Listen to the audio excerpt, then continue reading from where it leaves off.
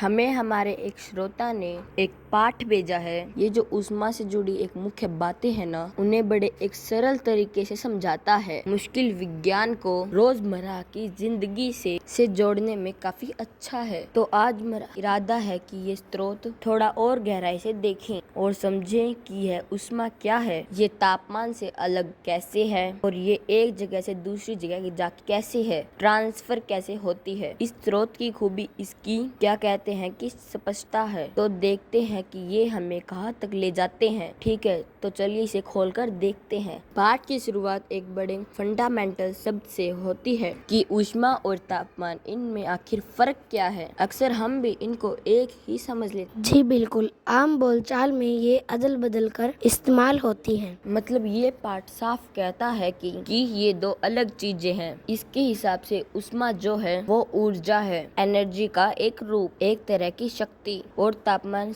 वो सिर्फ यह बताता है कि कोई चीज कितनी गर्म लग रही है, ठंडी। गर्माहट और ठंड का सिर्फ एक पैमाना है। हाँ, और ये बात समझना बहुत जरूरी है एक बुनियादी तौर पर। इस पाठ में जो खास बात है कि ये ऊष्मा वो ऊर्जा है जो बहती है, फ्लो करती है। और ये बहती क्यों है? तापमान के अंतर के कारण। अगर दो चीजों का तापमान एकदम बराबर है तो उनके बीच ऊष्मा का कोई लेना देना नहीं है, जीरो ट्रांसफर। इसे ऐसे सोचिए कि पाठ इशारा कर रहा है कि हम जैसे बर्फ के टुकड़े को छूते हैं तो हमें ठंडक क्यों लगता है, इसीलिए नहीं कि कोई ठंड हमारे हाथ में आ रही है, अच्छा, बल्कि इसलिए कि हमारे हाथ की ऊष्मा, क्योंकि हमारा हाथ ज्यादा गर्म है बर्फ से, वो तेजी से बर्फ में जा रही है। ऊर्जा का प्रवाह हमें हमेशा ज्यादा तापमान से कम तापमान की ओर होता है, और यही बहती हुई ऊष्मा है। ओहो, ये तो एक वाकई गलतफहमी दूर हुई। ठंड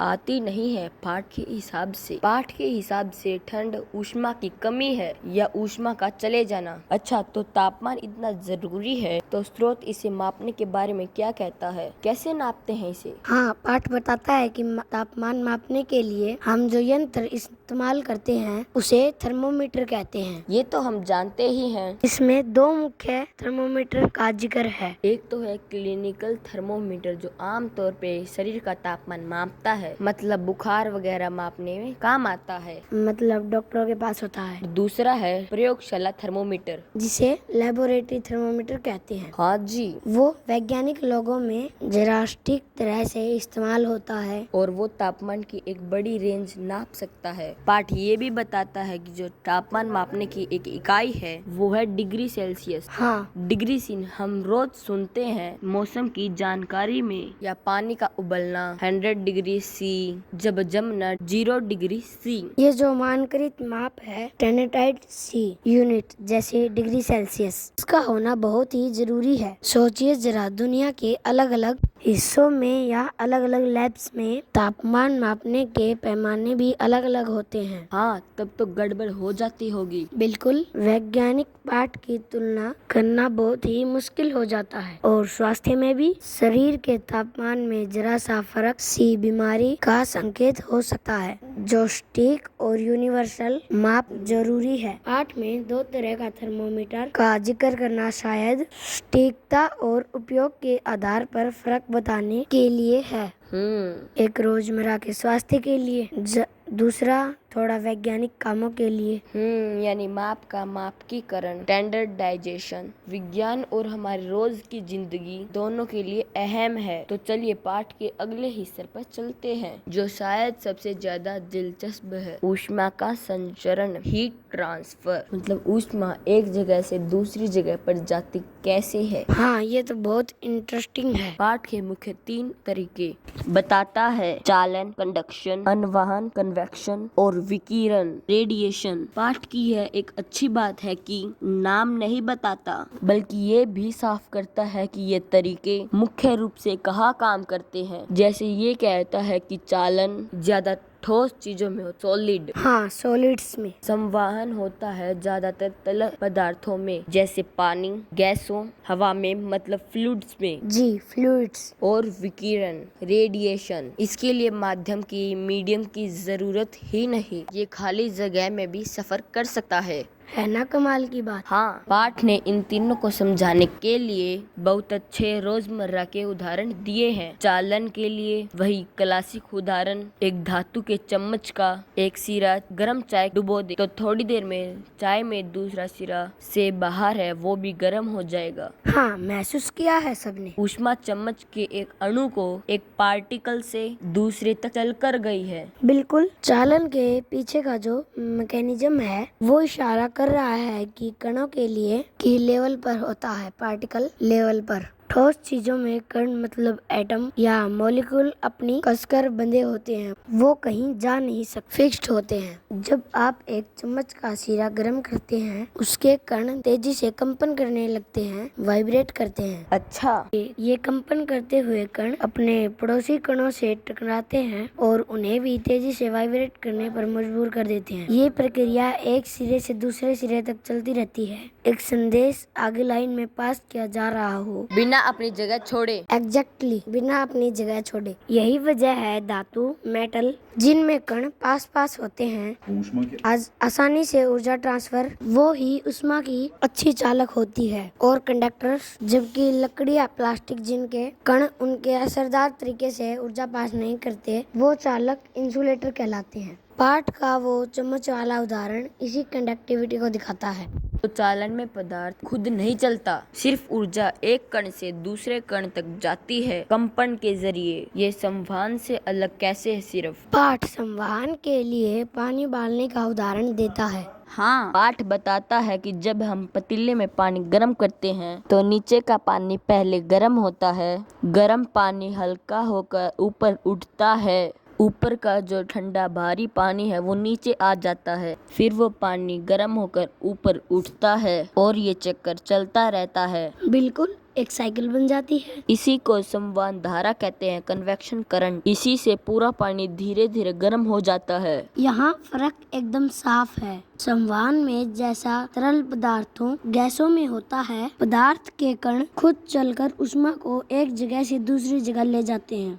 चालन में कण अपनी जगह पर थे, सिर्फ वाइब्रेट कर रहे थे। यहाँ कण खुद सफर कर रहे हैं, मूवमेंट हो रहा है। अच्छा, यानी पार्टिकल खुद मूव्स कर रहे हैं। हाँ, गर्म पानी या गर्म हवा का ऊपर उठना, ठंडे पानी या ठंडी हवा का नीचे आना, ये असल में कणों की गति है, मूवमेंट है जो ऊष्मा का ट्रांसपोर्टेशन कर रही है। अगर हम इसे बड़ी तस्वीर से जोड़ें, ये सब पृथ्वी पर ज्यादा हद तक होने वाले बड़े पैमाने पर संवहन, कन्वेक्शन के ही उदाहरण हैं। अरे वाह! कमरे में हीटर चलाना, गर्म हवा का फैलना, तो यही है संवहन। पाठ का पानी उबालने वाला उदाहरण इस प्रक्रिया को पदार्थ के मूवमेंट से हीट ट्रांसफर होता बहुत अच्छे से दिखाता है। ये दिलचस्प है कि चालन, संवहन दोनों को ऊष्मा चलने के लिए किसी न किसी माध्यम की जरूरत है, ठोस, तरल या गैस। लेकिन पाठ तीसरे तरीके विकिरण के बारे में के माध्यम की जरूरत नहीं। यहाँ बात वाकई दिलचस्प हो जाती है। पाठ का मुख्य उदाहरण यह है कि सूरज की किरण हम तक पहुँचना। हाँ, सबसे बड़ा उदाहरण। सूरज और पृथ्वी के बीच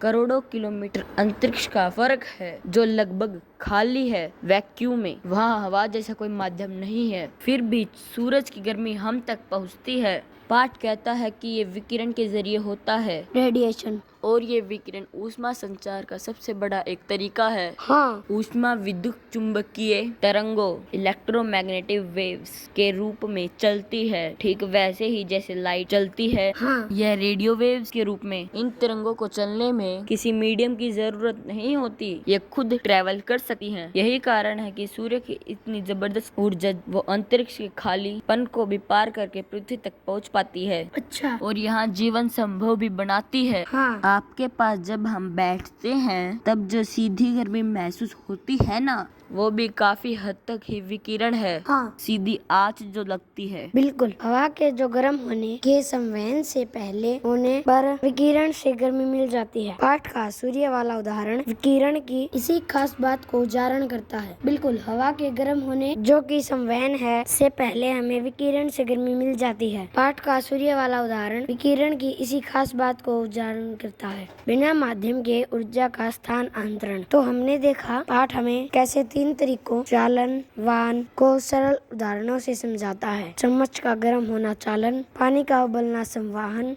और धूप की गर्मी विकिरण। और ये तीनों तरीके आसपास हमारे काम कर रहे हैं, अक्सर एक साथ भी। अक्सर एक साथ। तो इन चीजों का मतलब क्या है, इनसे हमें क्या मुख्य बातें सीखी हैं? पहली, ऊष्मा ऊर्जा है, तापमान उसका माप। और दूसरा, ऊष्मा हमेशा ज्यादा तापमान से कम तापमान की ओर बहती है हमेशा। और तीसरी, यह भाव हमें एक मुख्य तरीकों से होता है, कणों के कंपन से ठोस में, वो है चालन, कणों की गति से तरल और गैस में, वो है संवहन, और बिना माध्यम के तरंगों के रूप में, वो है विकिरण। बिल्कुल। और ये समझना महत्वपूर्ण है कि ये तीनों प्रक्रिया हैं, अक्सर एक दूसरे से जुड़ी होती हैं, साथ काम करती हैं। पाठ ने कढ़ाई का उदाहरण नहीं दिया, पर सोचिए, हाँ, जैसे हम खाना बनाते हैं, जब हम गैस स्टोव पर खाना बनाते हैं तो लौ से निकलने वाली ऊष्मा वो विकिरण और संवहन दोनों के कढ़ाई के बाहरी तले तक पहुंचती है। हर कढ़ाई की जो धातु है उसमें ऊष्मा चालन के जरिए फैलती है, जिससे पूरी कढ़ाई गर्म होती है। सही बात। अगर कढ़ाई में तेल और पानी है तो उसके अंदर ऊष्मा संवहन के जरिए फैलती है। मतलब तीनों मोड एक साथ काम कर रही हैं। बिल्कुल, एक ही प्रक्रिया में तीनों मोड शामिल हो सकते। इन बुनियादी सिद्धांतों की समझ जैसा ये पाठ हमें दे रहा है, हमारे आसपास की दुनिया को बेहतर ढंग से समझने में मदद करती है। मौसम कैसे काम करता है, हमारी गर्म या ठंडी कैसे रहते हैं, इंजन कैसे चलते हैं, अरे वो रेफ्रिजरेटर कैसे ठंडा करते हैं, इन सब के पीछे ऊष्मा संचरण के नियम काम करते हैं। ये एक महत्वपूर्ण सवाल खड़ा करता है कि हम इन नियमों को जानते हुए ऊष्मा के प्रवाह को, मतलब हीट फ्लो को, अपने जरूरत के हिसाब से कैसे कंट्रोल कर सकते हैं, मैनेज कैसे कर सकते हैं। ये तो सचमुच सोचने वाली बात। कंट्रोल करना, तो संक्षेप में कहे तो पाठ ने हमें ऊष्मा, तापमान और ऊष्मा के चलने के तीन रास्ते, चालन, संवहन और विकिरण के साफ उदाहरणों की तस्वीर दी। इसमें जो सिंप्लिसिटी भी है, सतर्क, वही इसकी सबसे बड़ी ताकत है। हाँ, बहुत अच्छे से समझाया गया है। इसी के आधार पर एक अंतिम विचार छोड़ जाता हूँ आपके सोचने के लिए। हमने देखा कि ऊष्मा कैसे प्रभावित होती है, एक तरह से